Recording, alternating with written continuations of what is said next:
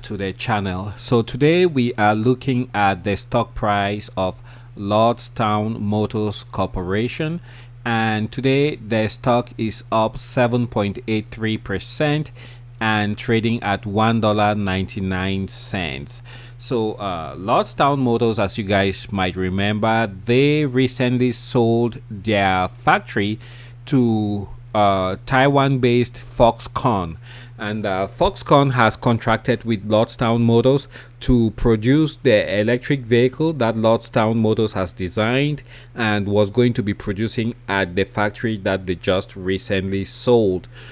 In addition to that, you have another company called Fisker, which plans to produce its vehicles, its new EV vehicles, at that same factory that Lordstown Motors just recently sold. So what did this do to Lordstown Motors? Well, what it did was it actually put money into their hands, and that will facilitate their production of the EV that they want to bring to market. And on top of that, you have to also bear in mind that this seems to be a win-win situation. Why? Well, Foxconn, if you guys might remember, is the company that is contracted with Apple to produce the Apple phones, the iPhones, and I think they also do the iPads. Recently, I looked at my my iPhone 13, and it was actually made in Vietnam, and I was surprised. So you can see that the companies that are contracted with Apple to produce the iPhones now have a super global footprint, even though they are mostly still based out of Asia, Southeast Asia. But they are diversifying, so not everything is being produced in Taiwan like before. And so Foxconn probably has cash after producing billions, millions, hundreds of millions of iPhones over the past couple of years, and now they are putting that cash to use. And it's a company that is very well oiled as far as you as concerns supply chain issues. That's what they do for the Apple iPhone. Components come from different manufacturers. They all get to one central location, and Foxconn puts everything together, and then you have your iPhone with you.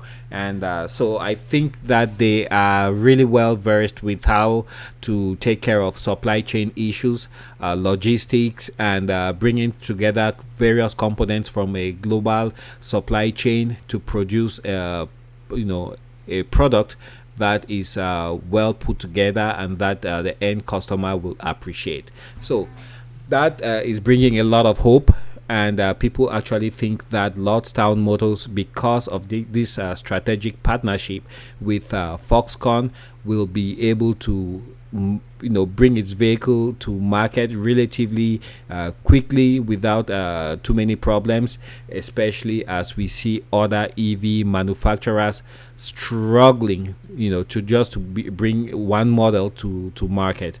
So having Foxconn on your side is definitely a positive. Today's rise in the stock price of Lordstown Motors, I don't know what to attribute it to, but if you look at the top of your screen, you can see that it's a very good day today on Wall Street.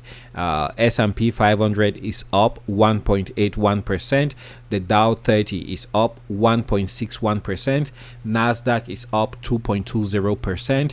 Russell 2000 is up 2.04%. So it's definitely a very good day on Wall Street, and we think that a little bit of that is also rubbing off onto companies like Lordstown Motors, and that is why we see that they are having such a good day today.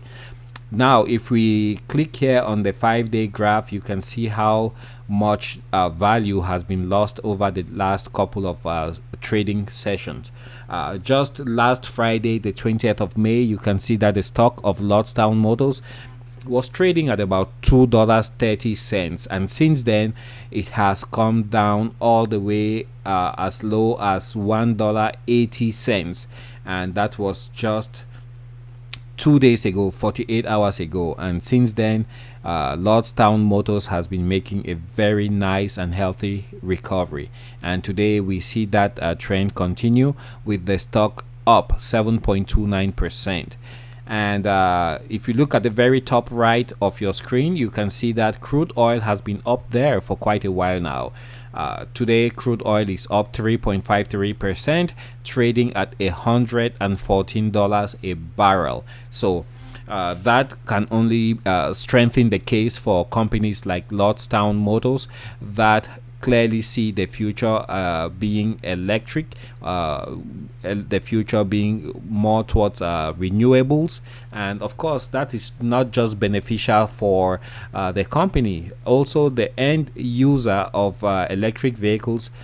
They stand to benefit quite a bit, especially if you have the capability to regenerate, to generate some electricity, maybe using solar on top of your roof, or you have some kind of I don't know, it happens there are people who live on these farms, and they have these old water mills that actually produce power, and you could also be living in an area where you have a windmill out in your backyard.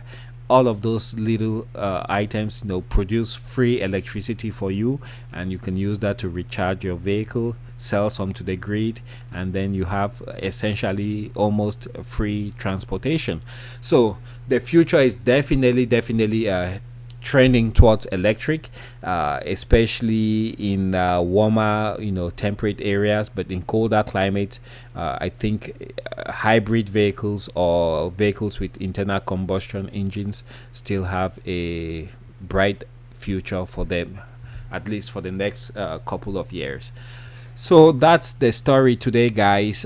Thanks for joining me, and I will catch you guys on the next video. If you haven't subscribed yet to the channel, please do so.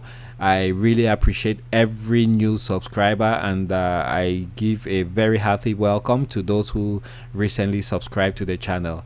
For the long time subscribers, well, here is another video that like we do, and I am very appreciative of your long-term and continuous support by your subscription to the channel.